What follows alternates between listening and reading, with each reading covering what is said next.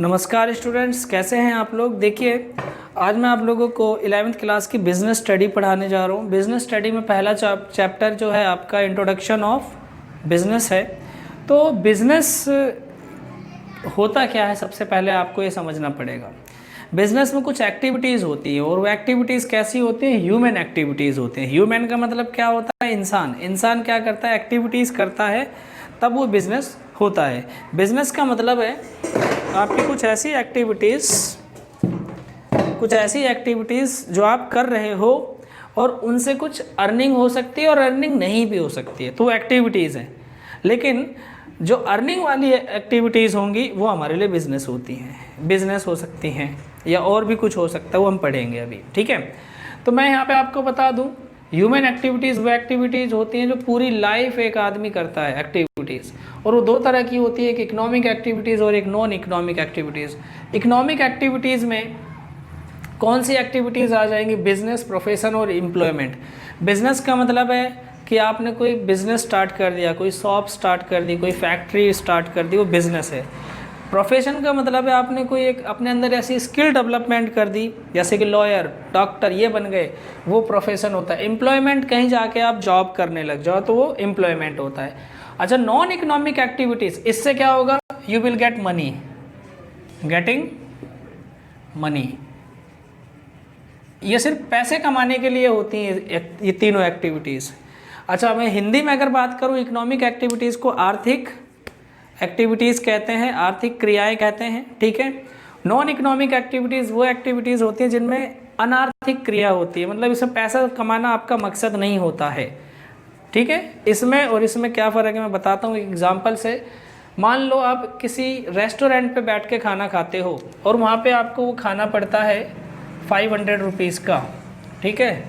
500 rupees का आपने restaurant पे खाना खाया तो वो उस रेस्टोरेंट के लिए बिज़नेस है। लेकिन वही एक्टिविटी अगर आप घर पे, आपकी मम्मी आपको अच्छा सा खाना बना के खिलाती हैं और वो आपसे कुछ भी नहीं लेती हैं क्या, पैसे नहीं लेती ना, तो वो नॉन इकोनॉमिक एक्टिविटीज़। ऐसी एक्टिविटीज़ जो हमारे घर में होती हैं लेकिन हमें उसके बदले कुछ पे नहीं करना पड़ता, उसे हम नॉन इकोनॉमिक एक्टिविटी कहते हैं, ठीक है। तो नॉन इकोनॉमिक एक्टिविटीज़, जैसे मैं अपने भाइयों को, अगर बहनों को या फिर अपने बच्चों को पढ़ाऊँ, उनसे फ़ीस ना लूँ, तो नॉन इकोनॉमिक एक्टिविटीज़ है। एक डॉक्टर है, अपने बच्चे का इलाज करे, उससे फ़ीस ना ले, तो नॉन इकोनॉमिक एक्टिविटीज़ होती हैं, ठीक है। इकोनॉमिक एक्टिविटीज़ वो एक्टिविटीज़ हैं जिनसे आपको मनी की ट्रांजैक्शन होगी जिसमें, ठीक है। तो बिज़नेस होता क्या है, सबसे पहले बिज़नेस आपको पता होना चाहिए। Business is an activity in which money is involved. अगर आपको आपकी बुक में देखा जाए तो यहाँ पे कई सारी डेफिनेशंस आपको मिल जाएंगी। तो यहाँ पे मैं वी आर स्प्रिंगल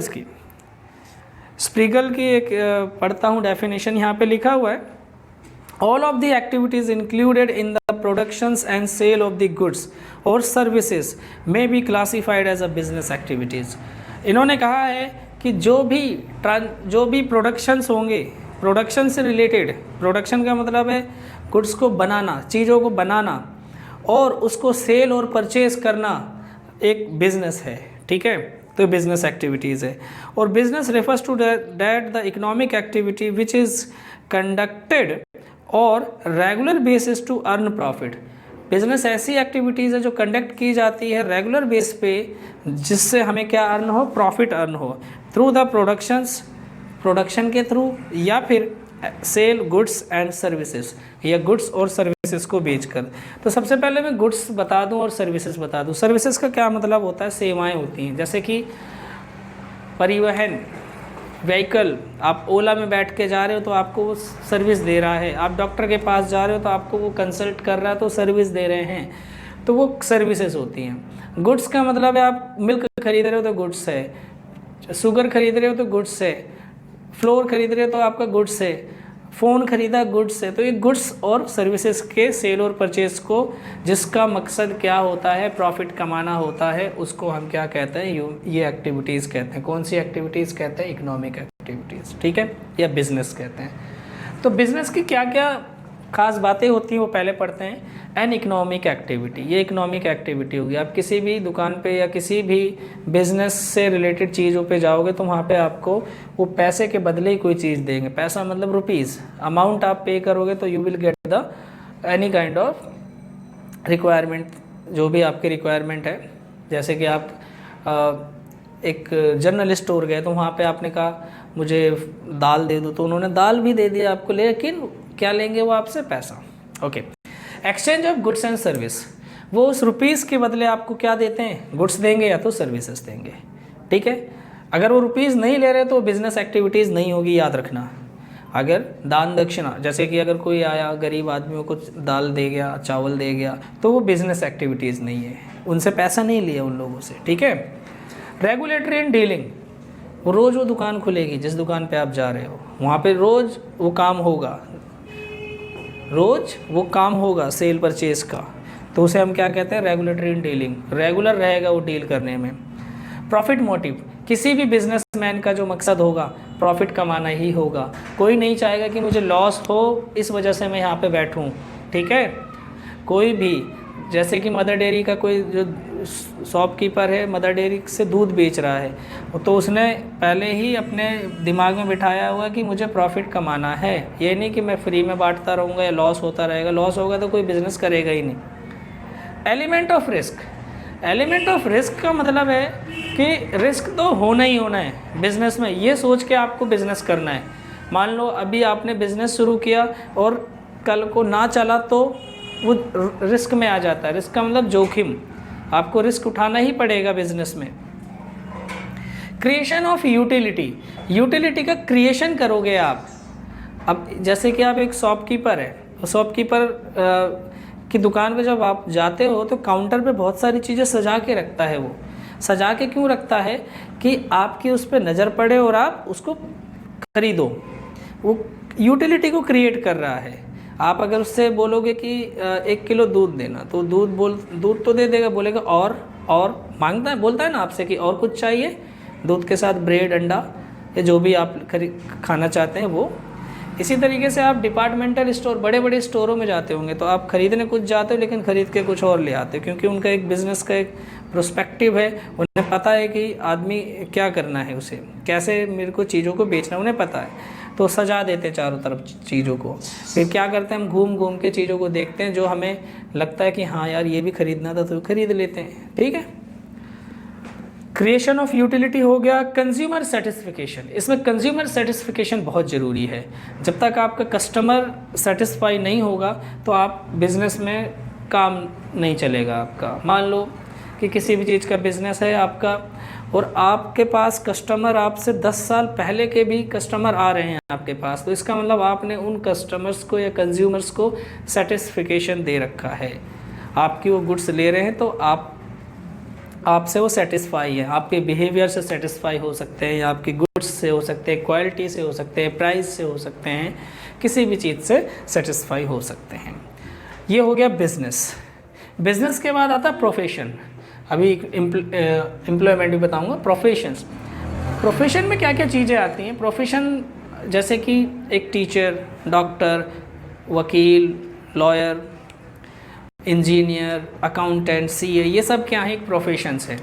इन प्रोफेशंस में आपके पास एक स्पेशल स्किल होनी चाहिए। जैसे कि पहली इसकी कैरेक्टरिस्टिक्स क्या है। अच्छा, मैं कैरेक्टरिस्टिक्स से पहले आपको प्रोफेशन की डेफिनेशन एक आध पढ़ के बता दूँ। Profession refers to that economic activity which is conducted by a person having some special knowledge and skills। क्या बोला है इसमें बोला है कि ये प्रोफेशन एक ऐसी एक्टिविटी है जिसमें आपके पास एक स्पेशल स्किल या स्किल होनी चाहिए, जिससे आप क्या करते हैं, उससे जो स्किल दिखाकर या स्किल को यूज़ करके आप क्या करते हैं, पैसा कमाते हैं। Which is used impartially to service various sections of society, मतलब सर्विस देते हैं उस जो भी आपके पास स्किल है। और यहाँ पे फिर प्रोफेसर डॉल्टन की अगर डेफिनेशन देखें तो उन्होंने कहा कि following characteristics of the business profession की कुछ एक्टिविटीज़ होनी चाहिए, स्पेशल नॉलेज होना चाहिए, टेक्निक होनी चाहिए, मेथड होने चाहिए उसके पास, ट्रेनिंग और एक्सपीरियंस भी होना चाहिए उसके पास, और उस प्रोफेशन से रिलेटेड कुछ पता होना चाहिए उन चीज़ों को। तो प्रोफेशंस की कुछ कैरेक्टरिस्टिक्स मैंने यहाँ पे लिखी हैं, उन कैरेक्टरिस्टिक्स को आपको समझा देता हूँ। जैसे body of special knowledge and technique. Body का मतलब है पार्ट होना किसी भी चीज़ का, तो स्पेशल नॉलेज होना चाहिए उसके अंदर, जिस पार्ट में, जिस चीज़ में आप हो। मान लो आप डॉक्टर हो, डॉक्टर तो बहुत सारे होते हैं, डेंटल होता है, न्यूरोलॉजिस्ट होते हैं, बहुत सारे होते हैं, तो आप उसका एक बॉडी है, उस डॉक्टर का एक पार्ट है। आप क्या हो, डेंटिस्ट है मान लो, और आपको उसी चीज़ का नॉलेज है डेंटिस्ट का, तो आप स्पेशल नॉलेज रखते हो किस चीज़ का, डेंटल का। तो प्रोफेशन क्या होना चाहिए, स्पेशल नॉलेज ज़रूर होना चाहिए, और उनके पास वो टेक्निक्स होनी चाहिए।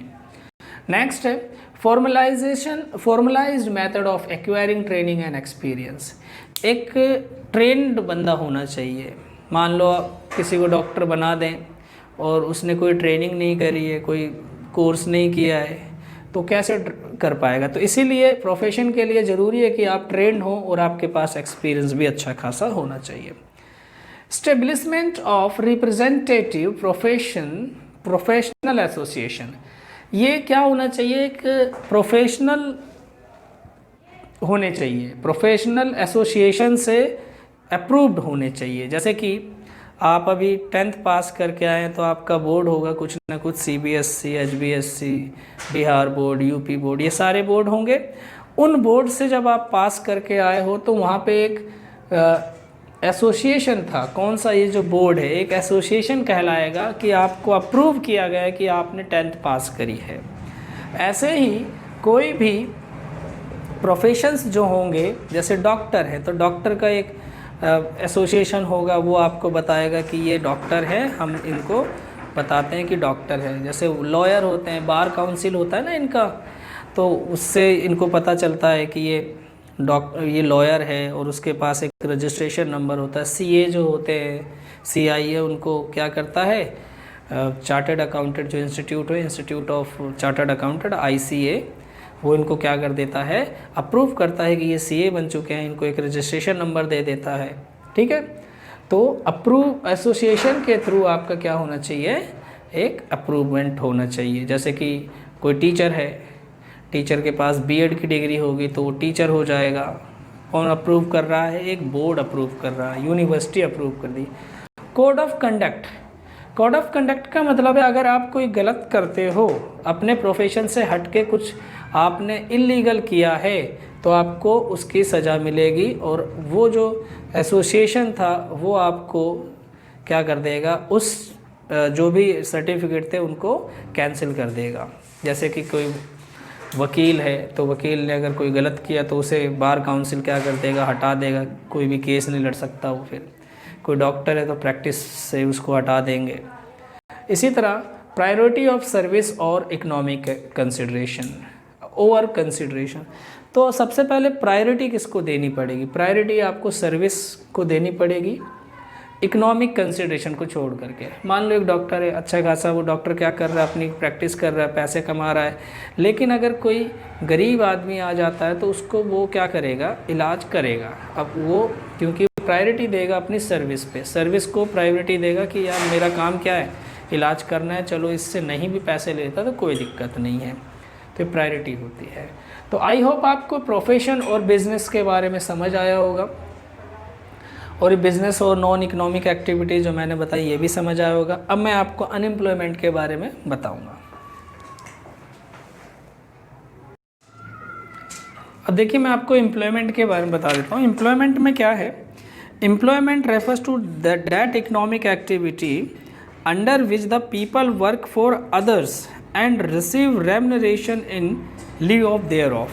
देखो इसका मतलब है एम्प्लॉयमेंट का मतलब है कि कोई ऐसा इंसान जो किसी और के लिए काम करता है और उसके बदले वो रेम्यूनरेशन मतलब सैलरी लेता है या कमीशन लेता है। ठीक है, ये जैसे कि यहाँ से डॉक्टर जो निकलेगा किसी हॉस्पिटल में जॉब करेगा तो वो क्या हो जाएगा, एम्प्लॉयमेंट हो जाएगा। यहाँ से जो सीए निकलेगा किसी कंपनी में जॉब करेगा तो वो एम्प्लॉयमेंट है। मैं टीचर हूँ, मैं अगर किसी के यहाँ जॉब करता हूँ तो मेरे लिए वो एम्प्लॉयमेंट हो जाएगा, मैं एम्प्लॉय हो जाऊँगा वहाँ का।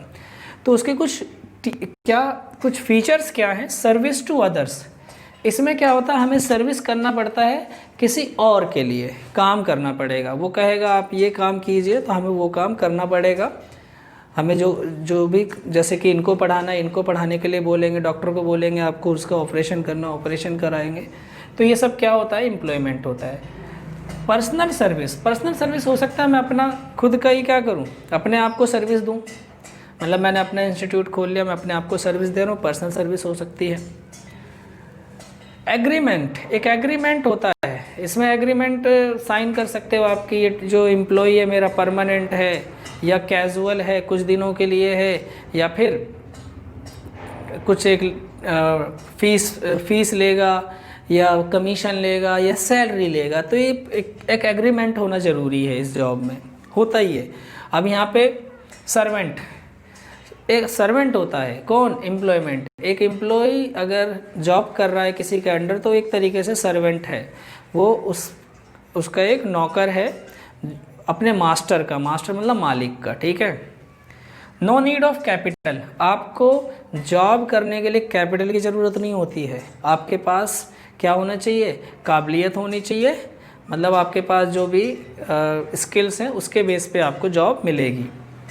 नो रिस्क, यहाँ कोई रिस्क ही नहीं होगा। सिंपल सी बात है, आप बिज़नेस थोड़ी कर रहे हो जिसमें आपको रिस्क उठाना पड़ेगा। बस ये है कि आपको जॉब मिल जाएगी तो उसमें आपको हटने का डर रहता है, तो वो रिस्क नहीं होता, वो सिर्फ एक क्या है, डर है, फिर दूसरी जगह कहीं जॉब मिल सकती है, उसके बदले आपको कुछ खोना नहीं पड़ेगा।